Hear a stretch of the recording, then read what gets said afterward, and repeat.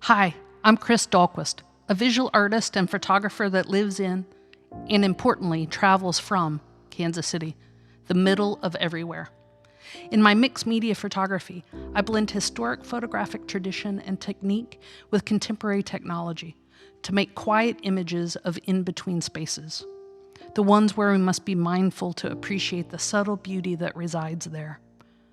I photograph and create islands of solitude, the places with fewer fireworks but more daydreams, the silence that allows that inner dialogue to be heard. I think of my photography like a poem, so spare that each word must have impact to earn its place on the page. It's work that shows a quiet confidence, not to say more than is needed.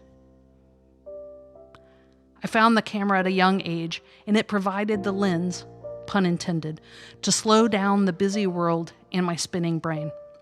I was and still am at alternate times all of these children, holding on for dear life, calm in the center, relishing the thrill of being on the edge. But like it did with this picture, the camera lets me pause the world and act as an observer. It narrows my field of vision, allowing me to capture what is before me. And then once back in the quiet of my studio, it allows me the time to study what I have captured.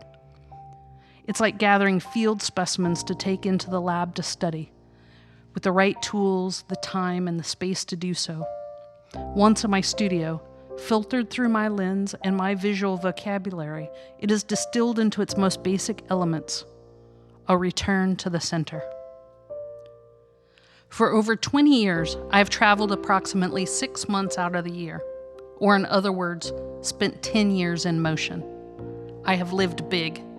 I've seen a lot of rainbows, watched sunsets, hiked mountains and forests, heard waves crashing, and kayaked too many oceans, lakes, and rivers to count. I've listened to live music from the intimacy of a hotel room to grand concert halls and everything in between. My first date with Kyle over 31 years ago included a serenade. Is this abundance? Yes, but you already knew that. It is not necessary for me to point out the beauty of this rainbow, or the crystal clear water below the soaring Tetons, the magic of the redwood forest, or treasures found in faraway lands. But let me instead frame for you the abundance found in fresh air.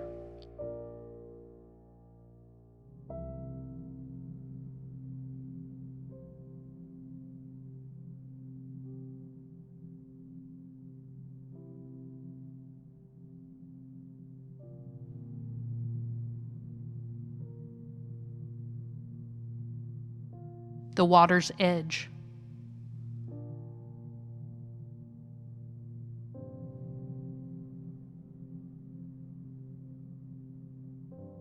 Solitude.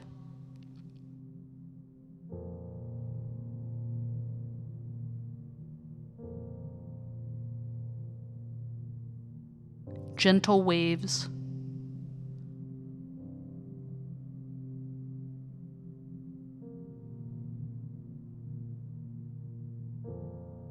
Silence.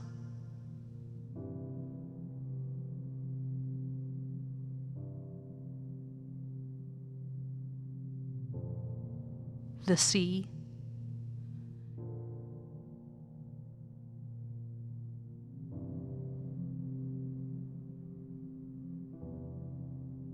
And a habitat's edge.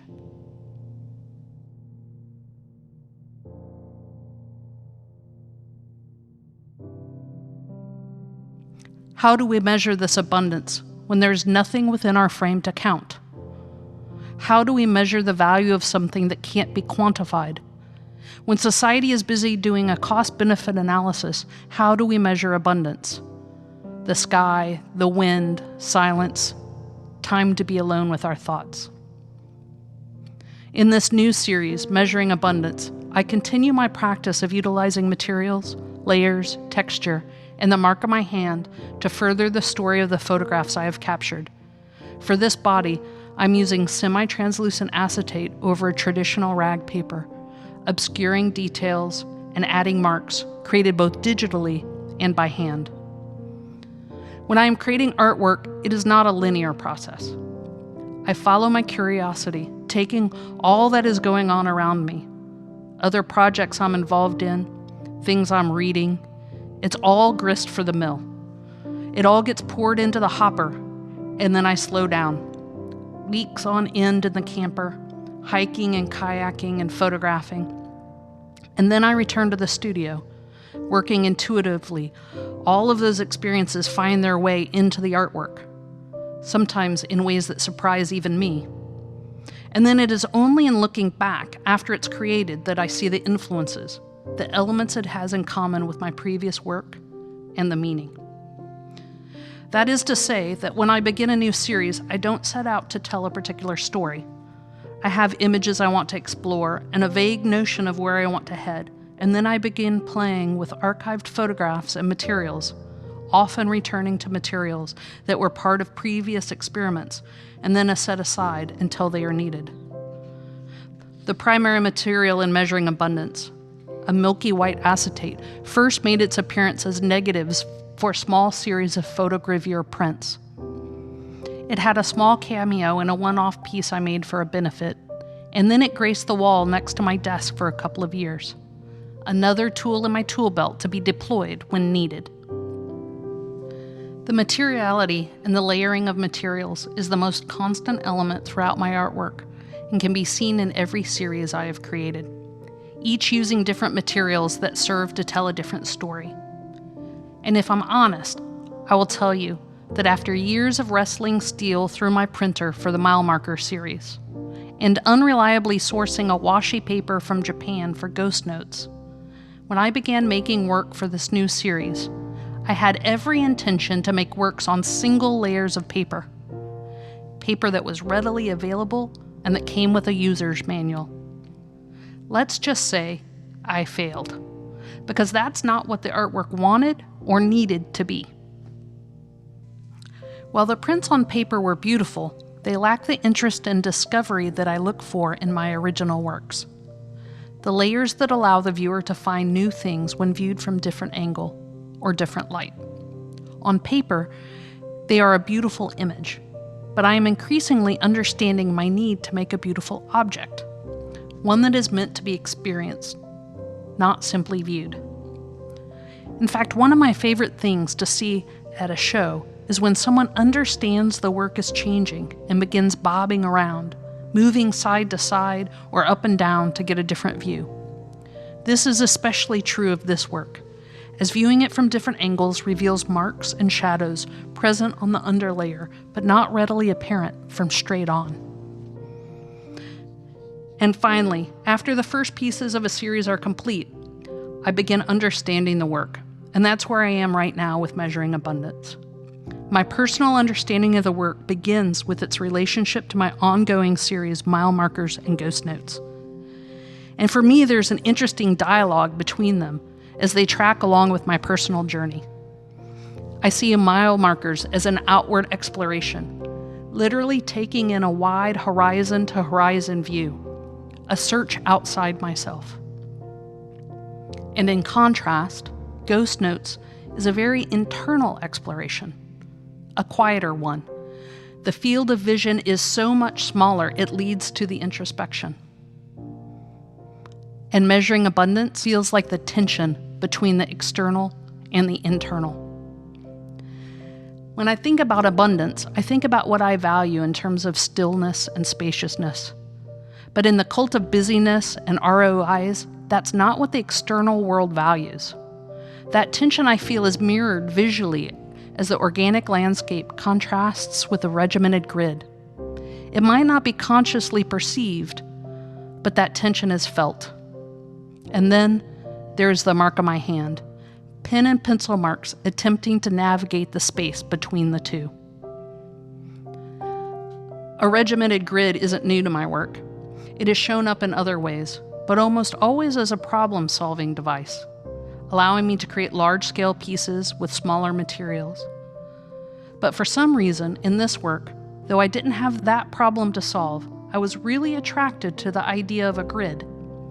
I experimented with different ways to create it, including cutting up past work and recompiling it, folding paper, weaving materials. But ultimately, the grid that I laid on top of the images to be able to cut it up became more interesting to me than actually physically cutting the piece. Then after the fact, I recognized how much the grid and cutting up space, or thinking about space in those terms, was a part of my current circumstance and how foreign it felt to me. Kyle and I recently purchased a long derelict building that sits across the street from our house. With this new project and my interest in finding new ways to support artists, I've been very involved in the conversation around real estate development, the role of the artist in that development, and building affordable cities and communities. And so many of these conversations, and of course all the conversations Kyle and I are having about how to bring this building back to life, are centered around value per square foot or acre, cost and return per square foot, parcels and lot lines, return on investment. Everything is about cutting up space to value it.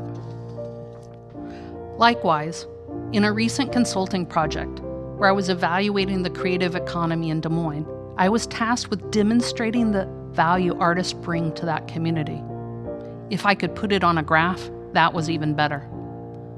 Living somewhere more aesthetically pleasing or with rich cultural offerings isn't a compelling argument to the powers that be, but having a 13% increase in average property values is. But is that abundance? Recognizing clues to my personal meaning with the artwork is only half the story, and I often hesitate to tell as much as I already have. Because I really want all of my work to be open-ended, with a lot of room for the viewer's interpretation, giving just enough hint at the meaning through the titles while allowing plenty of room for the viewer to add their own story. And that's the part I'm really missing right now, is hearing those stories. Because ultimately, it's you that helps me understand the work and add depth to the meaning. For instance, in February at Sagar Bradis Gallery, my longtime partner, the only chance I've had to share the work, I was visiting with an attorney that told me that the grids, particularly the grids going into the sky, made her think about law regarding property rights and the new concerns that have to do with how far our rights extend into the sky. Another layer of meaning I would have never considered, but is interesting to ponder. What is abundance? Can we measure it? It's an important question to ask, especially now. Has the value of solitude changed, as so many are missing their friends and loved ones? How about space and expansiveness when the way to stay healthy is to keep our distance? How does the meaning of abundance change over time? A cone, ambiguous and paradoxical, fodder for my busy brain. But for the person in my booth, that when I ask them, isn't the why more interesting than the how? And they answered with a quick and flat, no. It can stand up to having no meaning at all. Just a beautiful object in its own right. It doesn't have to be profound, or challenging, or political. It looks damn good on the wall. There doesn't have to be much more to it than that.